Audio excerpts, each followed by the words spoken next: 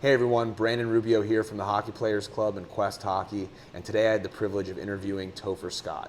We had a great conversation about him playing in the USHL at only the age of 15, winning an ECAC championship in 2005 with Cornell, playing pro, transitioning to coaching, and all the amazing work him and the hockey think tank team are contributing to the hockey community. And I especially love his advice for any young player looking to compete at the highest level. I hope you enjoy the interview as much as I enjoyed the conversation.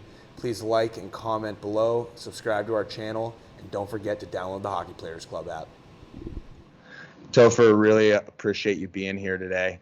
I know you grew up outside of Chicago with a great hockey support system, including your dad and uncles, which sounds like it was not only a big contributor to your success as a player, but also a source of inspiration for a lot of the work that you do today. Tell us a little bit about your youth hockey days and also some of the positive impacts of that support system. Sure. Yeah. I mean, I'm very lucky. I was born into two hockey families. So my dad's side and my mom's side, both, I've had uncles that played college hockey. My dad played college hockey. My mom was the manager of all the teams and all that kind of stuff too. So, something definitely born into, and hockey was just something.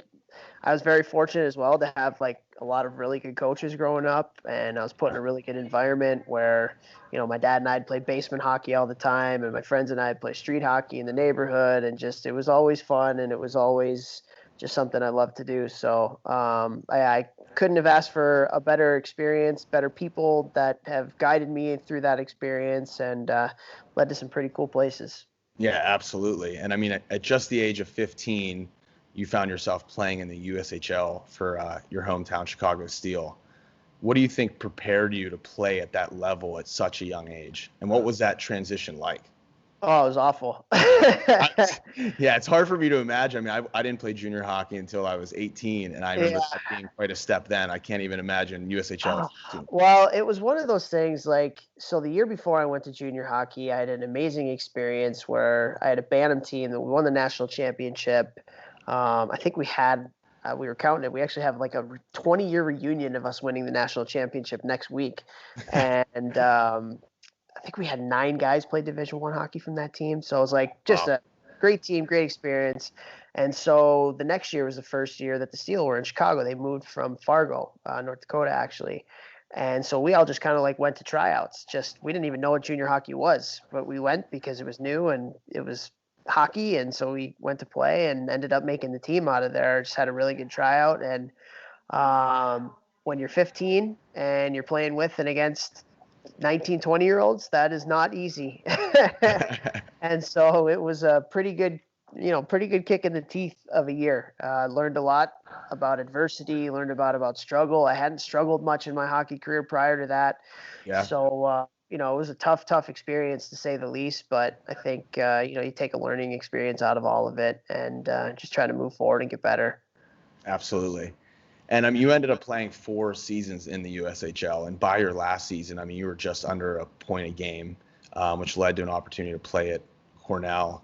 And then your first year at Cornell, you scored 24 points, which is an impressive point total for anyone at the NCAA level, let alone a freshman.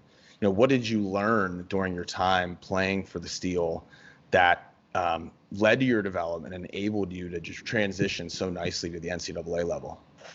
I mean, a lot. I learned a lot through that 4 years. I think one of the biggest things, my third year, which would have been my senior year in high school, I actually tore my ACL in the first game of the season. So I missed, I think it was 4 to 5 months of hockey. And so I learned a ton through that experience. Again, going back to handling adversity and just figuring life out and learning how to get through the tough times with a positive attitude. But I think the biggest thing is it's a marathon and it's not a sprint. Everybody in youth hockey nowadays, they want that instant gratification all the time, and they want to move on to the next level and all that kind of stuff. And at the end of the day, development is a long-term process. And I needed all 4 years of that junior hockey experience to be ready to go in and step into a college hockey team right away and make an impact. So it's something that I talk about with kids and parents all the time. It's just like, hey, pump the brakes, pump the brakes, make sure you're focusing on the right things that are going to make you a better hockey player, make you learn to become a better person too. And then when that all happens, things will hopefully for you fall into place if you're putting the right work ethic into things. And it's a little bit against conventional wisdom of what youth hockey is nowadays, and everybody wanted to rush things, but it's I never saw anybody making a mistake by taking it slow. I've seen a lot of people make mistakes by rushing it. Yeah, and I would even say it's a little bit of a byproduct of our culture in general. I feel like it's not a ton of people have an appreciation for just the process and the journey that's involved. It's and that's really where a lot of the meat's at, right? Yeah, it's tough. I mean, it's tough to not look ahead. I mean, even now in life with what we're doing, right? Yeah, absolutely. It's hard to just focus on the here and now. It's so easy to, beat yourself up about the past. It's so easy to just worry about things that haven't happened yet. Like at the end of the day, today is all we have, and today is what you need to focus on and put your mind into. But it's freaking hard. I hear you. While you were at Cornell, you actually won in 2005. Your team won the ECAC championship against actually our buddy Dylan Reese at Harvard. Yeah. Yeah, Reese. Had some battles against him. Oh yeah, great guy. What did your 2005 team have that made them a championship team? Oh man, I mean, it's one of those years where I think we all can kind of go back and look at the championship years that we've had, and there was a genuine love for each other in the locker room. Like I couldn't tell you if we were the most talented. I mean, obviously we were talented and we had really good players. We had quite a few guys that going on to play pro hockey and stuff. But we just we did everything together. We got along. Like I look at it now, 15 years later, I'm still on text chains with guys that were on that team, like a lot of them. And it was just like a culture, all buying in, special. I mean, you know how it goes. Like you have those years that are just special, where everybody's on the same page, everybody works hard. There's not a bad apple in the locker room. And I think that was a big reason why we ended up winning the championship. Got a goal away from the Frozen Four that year and the next year, and it was a special group. Great guys, still friends with today. Yeah, I'm sure, and I do think there's something when you have that camaraderie that also just builds a team resilience. You find maybe yourself down, or maybe there's a call against, but there's a family and a bond there that you guys are going to be able to battle through it. Where I think sometimes when you do maybe have a bad apple or two, it's easy for that kind of team mentality or attitude to take a negative turn a little bit. Yeah, for sure. And I remember back to that team, and I think a couple of specific examples really, really just kind of hit home with what that team was. And, we had guys on our third and fourth line that were not third and fourth line players. Like you put them on other teams and they're first, second line players. Right. And they accepted roles as penalty killers, playing against the other team's top line, defensive type stuff. And then they went on to have NHL or long careers playing in Europe. I think of a guy like Mike Knopfler or Mike Eagleton or Chris and Cam Abbott. They had 10-plus year professional careers, and they were not our first or second line players playing on the top power play. Right. But, I think it speaks to their talent, number one, but it speaks to their character and their ability to be unbelievable teammates.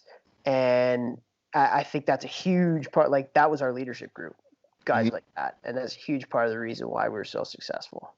I have no doubt. That's amazing. And, speaking of pro hockey, upon the end of your senior season, you did jump into the ECHL playing for the Elmira, the Elmira Jackals. The Jackals. 7 regular season games, 4 playoff games, and you ended up playing 2 full seasons in the Central League. How did the ECHL and the CHL compare to hockey in the ECAC? It's very different. Very different. I mean, when you're playing 60-plus games a year, it's just a different brand of hockey. It's not as much go, go, go.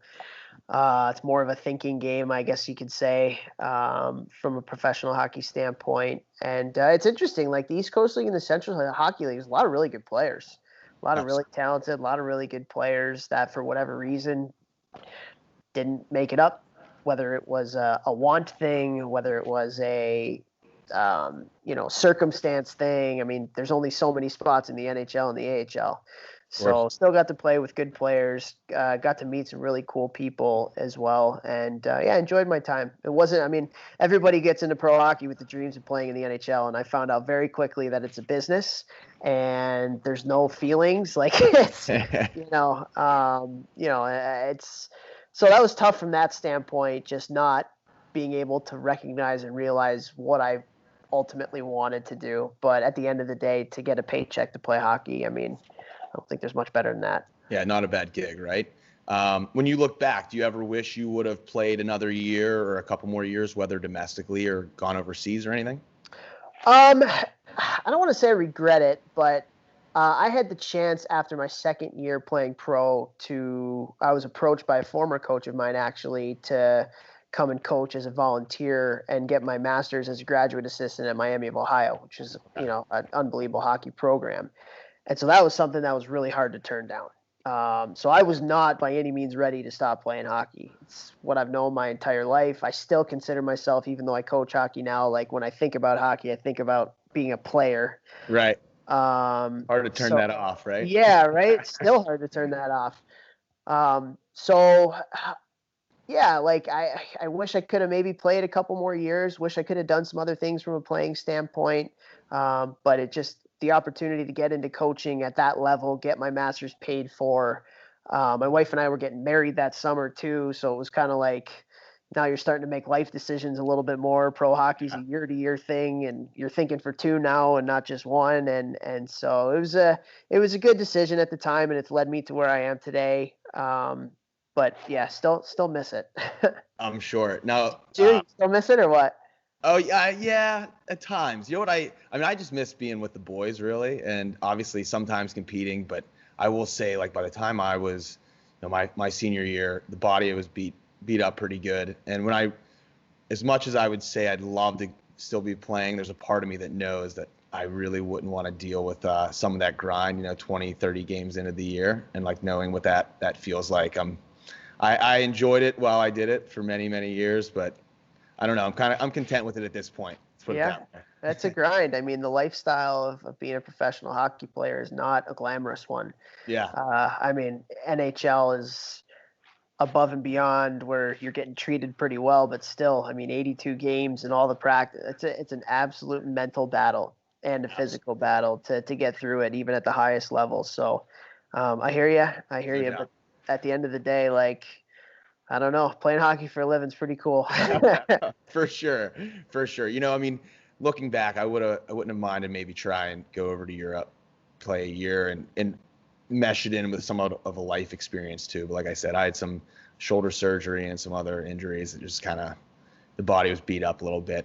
That said, I mean, did you know you wanted to coach? Like, was that something that you knew prior to this opportunity presenting itself?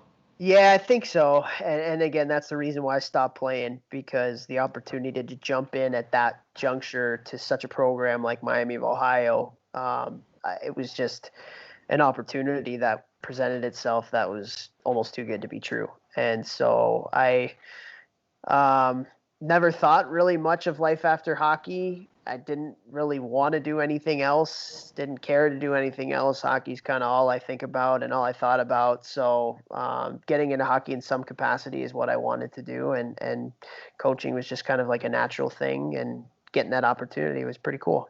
Yeah. So you did 1 year at University of Miami, then 5 seasons at your alma mater at Cornell. What were some of those initial challenges, and what led you to ultimately leave the college hockey ranks? I got really lucky in the fact that, I get asked all the time. There's a lot of people that want to get into the business and coach college hockey. And it's a grind to get there. It's an absolute grind to get there. And you have to do a really good job. You have to get to know a lot of people and get a lot of people to trust you, so you can keep climbing that ladder and getting jobs. And I honestly got really, really lucky in the fact that my year after Miami, both coaches from Cornell ended up taking positions at different schools. So there were 2 assistant coaching spots open on Cornell's staff that year.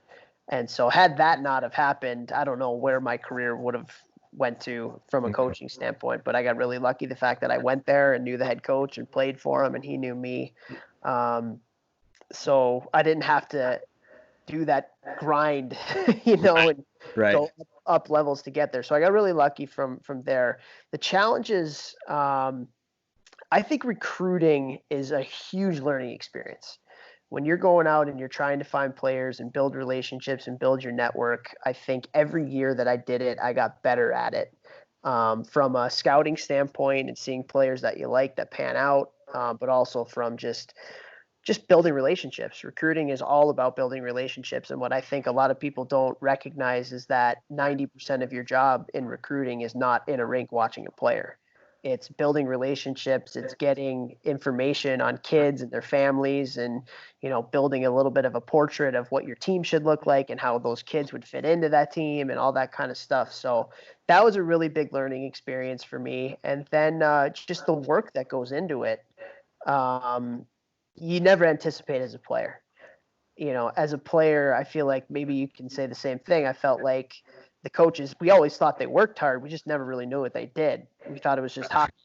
Sit around, watch video, and talk players and all that kind of stuff. But there's so much work from a recruiting standpoint, from a coaching standpoint, from an administrative standpoint that goes into the job. That was a learning experience too, trying to figure out how to maximize my days and be prepared and make sure that you're on top of things, recruiting and also coaching at the same time. It's almost like 2 full-time jobs.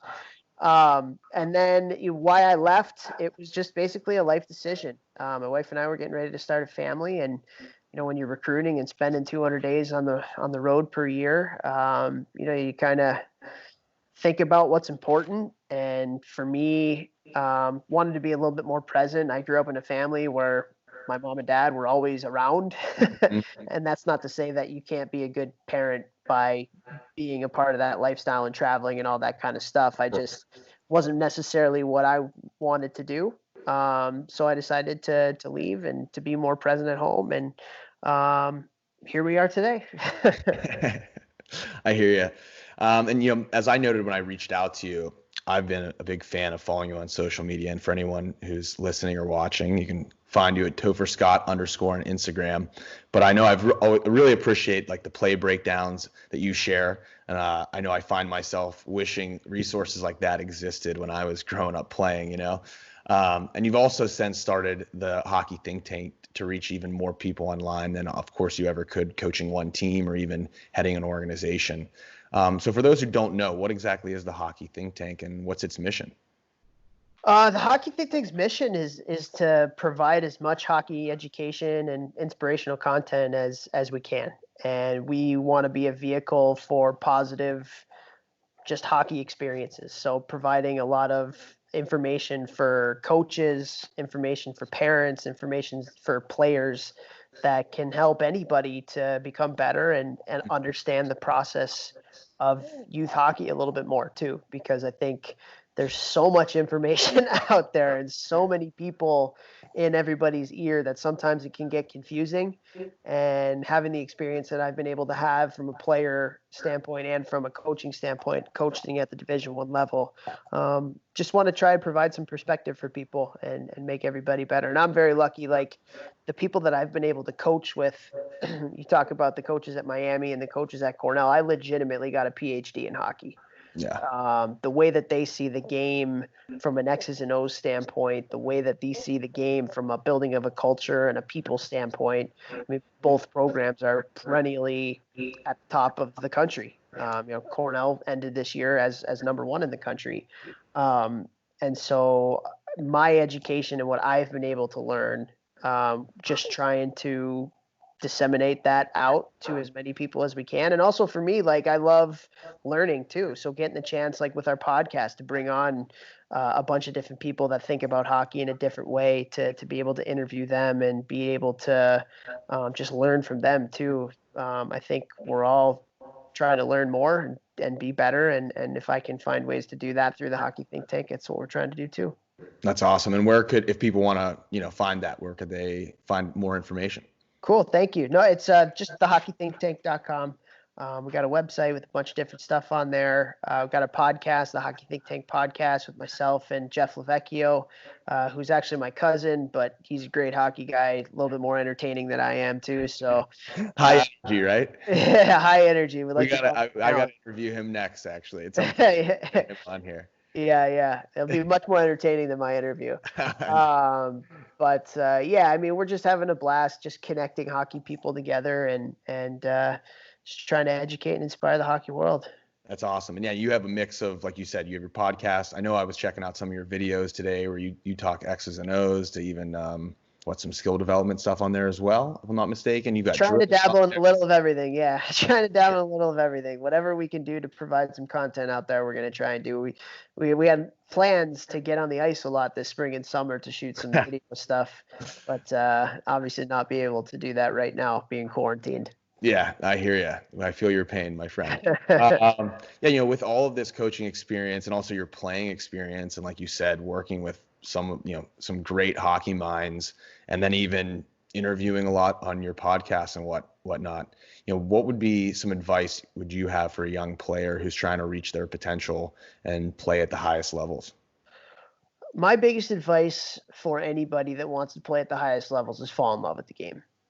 And for parents and coaches, put your son or daughter in an environment where they can fall in love with the game. I look at the players that I've played with and the players that I've coached that have gone on to play in the NHL, or if they didn't have the talent to do that have just overachieved mightily in hockey. The one constant that they have is they love the game. Mm-hmm. With that love of the game, they want to work at it. They don't see working hard as work. They see it as, I get to do this. I love to do this. And a byproduct of that is they get better. And when you get better, like that's the other thing too. Everybody, especially in youth hockey nowadays, they want to focus on the things that don't really matter, like exposure and all this different kind of stuff. Like at the end of the day, it's about getting better. Yeah, right. You have to be good to get to the next level. Nobody wants to talk about that. Honestly, it really is. Like I tell people all the time, I kind of say it tongue in cheek, but I'm like, I never recruited a player to Cornell that was a bad hockey player. Right. It's what we look for in the recruiting process is improvement. Like we get these kids for 4 years. So we want to bring kids into our program that want to get better. Because if you have the same player that comes in as a freshman than he is as a senior, that player is worthless to you. Right. We always used to talk about our best recruits are the freshmen that go to sophomores that become a lot better. Those are your best recruits. And the sophomores that become juniors that become a lot better. That just makes your entire team better. So my advice, it goes back to it. Fall in love with it. Fall in love with it. Have a passion for it. And when you have that passion for it, you're going to work harder and you're going to get better as a byproduct. I couldn't agree more. And I actually tell so many parents that working with their players, the exact same thing. Because I know from when I was younger, I certainly, I had a very different situation than you. My oldest brother was the first one in our family to ever play hockey, thanks to, watching Mario Lemieux on TV. My parents had no idea about anything youth hockey or hockey in general, right? And for me, and even for a lot of our friends that went on to play college hockey, and some of them even played professionally, it was definitely without question just a love for the game. It wasn't some parent behind them that was constantly pushing them or taking them to another power skating camp or another lesson. It was this kid just loved the game and wanted to be, whether on a roller rink or at the ice rink or just stick handling in his driveway, because that's what they want to do. And just with time and with hard work, these players develop, and next thing you know, they're playing at a pretty high level, Yeah. But it starts with that love, right? Yeah. And intrinsic motivation is, I think, one of the biggest factors of players that make it, quote unquote, make it, whatever make it is, right? Like, you can't force intrinsic motivation on people. It has to come from within. And if you're putting in an environment where that can come out, Mm-hmm. that's, I think, where you see players overachieve, and that's where you see players really just exceed whatever expectations they or anybody else had on them. And so that's what we try to talk about a lot, is like, the environment can really, really help or really, really hurt players in their path to wherever they want to go. Absolutely. I couldn't agree more. Um, I know beyond your coaching too, you've also been involved in some other great events, like for example, the Racker Rivals Big Red event, which as someone who has a brother with special needs, I can especially appreciate. Tell us a little bit about that event and also your involvement with it. Well, I mean, if you have a brother with special needs, I have two brothers with special needs as well. So you understand and can appreciate how special that community is. I mean, it's inspiring, just incredible, unifying community. And with events that we have where we put on these things, or if we take our teams to schools for kids with special needs, I mean, it's a service that we're doing for them. But at the end of the day, our players and us, we get so much more out of it than anybody else can.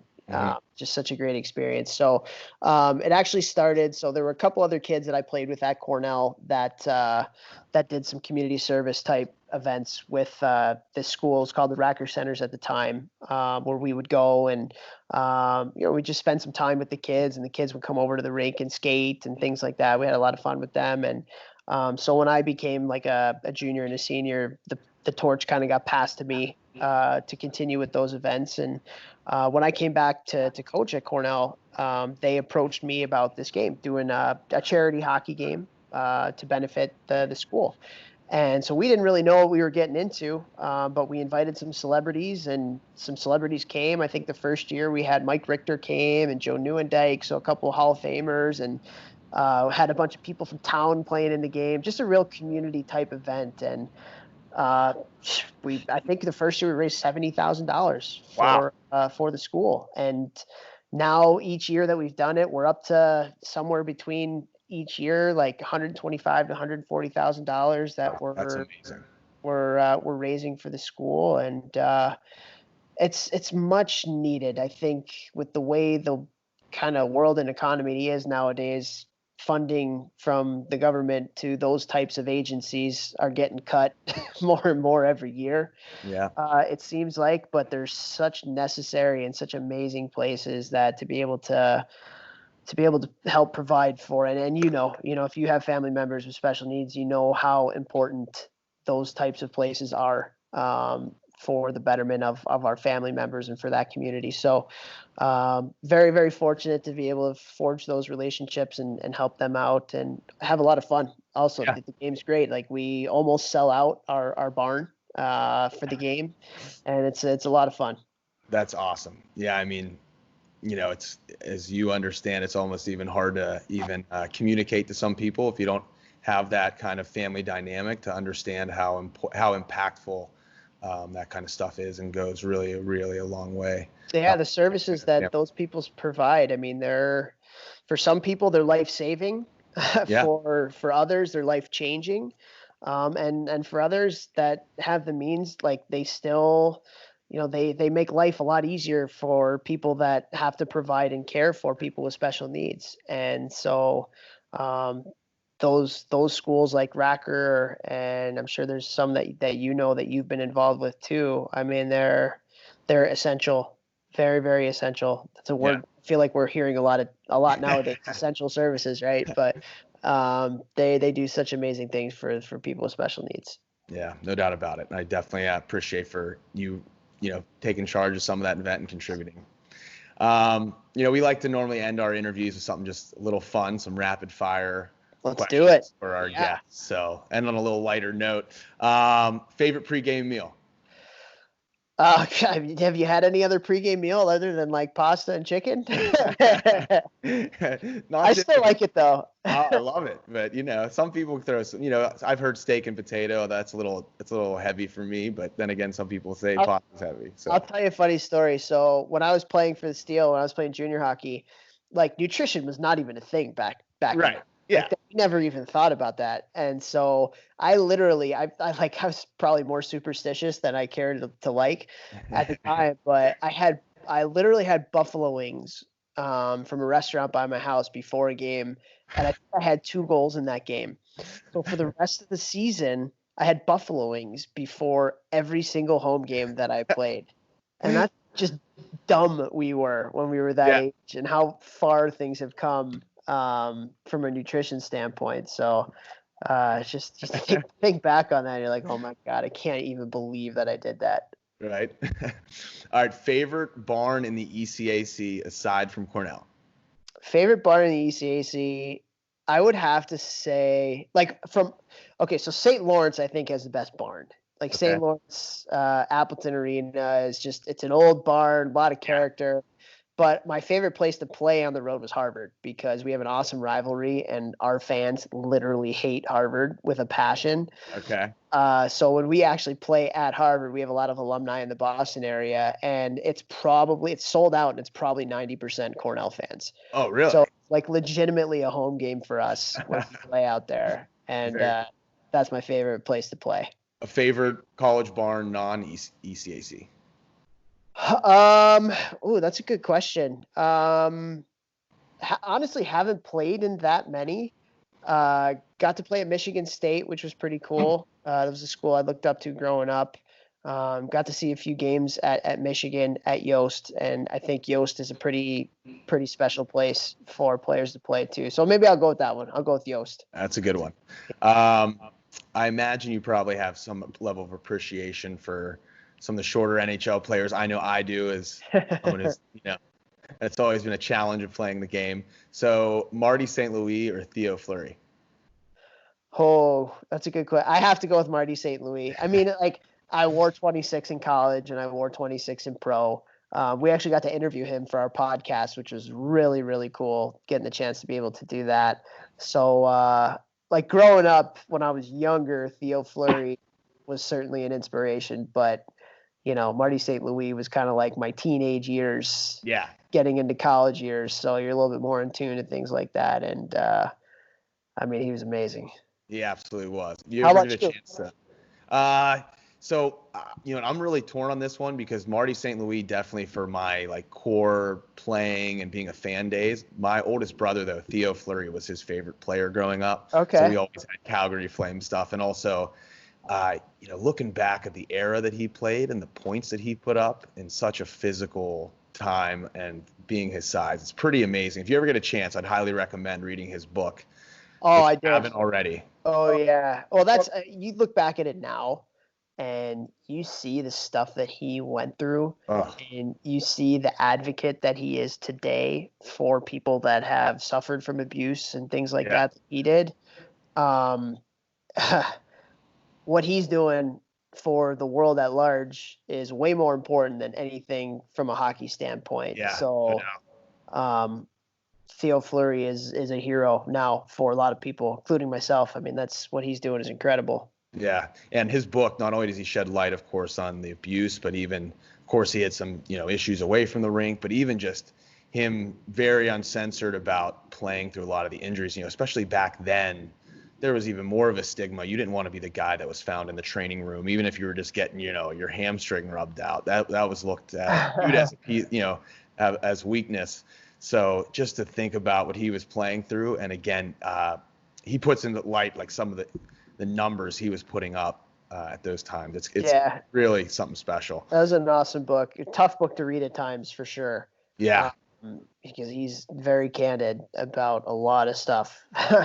No doubt about it. But the fact that he was able to be vulnerable and share those kinds of things, I would imagine that his book has saved lives.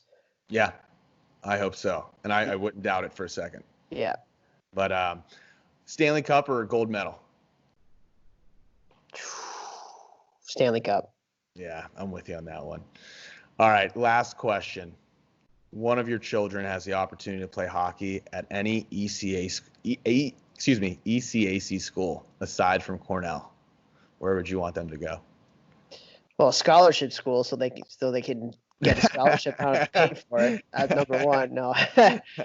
Well, I have two daughters, so I'm trying to think. Like Clarkson, from a girl standpoint, I mean, their team is ridiculous. Yeah.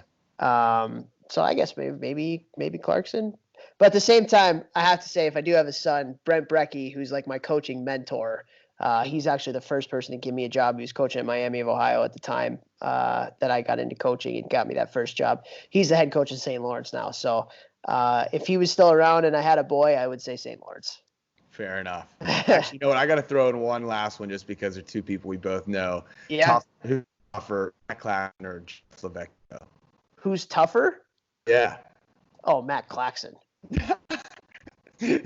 Matt Claxton. Jeff would say the same thing. I mean, he played with Clacker at Western. Yeah. Clacker is pound for pound probably the toughest guy I've ever played with.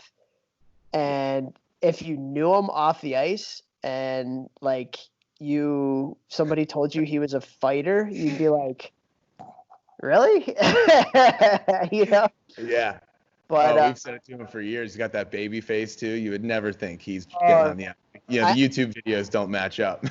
I can tell you though, so I got to play with Clacker my last year of juniors, and he literally gave me space on the ice.